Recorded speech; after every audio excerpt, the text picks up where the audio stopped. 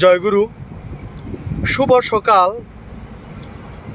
আমরা মাননীয় প্রধানমন্ত্রী জননেত্রী শেখ হাসিনা, দেশরত্ন শেখ হাসিনা, সারা বাংলাদেশে তিনি অনেক উন্নয়ন করেছেন।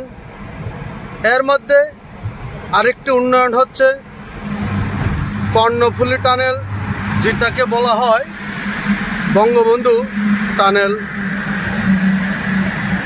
দেখার মতন অপরূপ সৌন্দর্য, যেটা না দেখলেই না হয়, না বললেই না হয়। যারা এখনো দেখেননি, দেখার জন্য বঙ্গবন্ধুর টানেলে চলে আসবেন। আমাদের দেখার সৌভাগ্য হয়েছে এভাবে,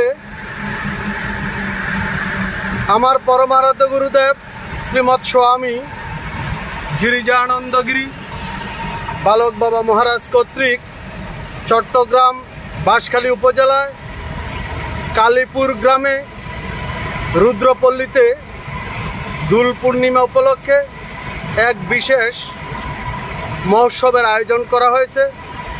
তাই এই মহোৎসবকে কেন্দ্র করে আমরা উৎসবে যাওয়ার প্রাক্কালে এই বঙ্গবন্ধু টানেল দিয়ে আমরা টানেল অতিক্রম করছি।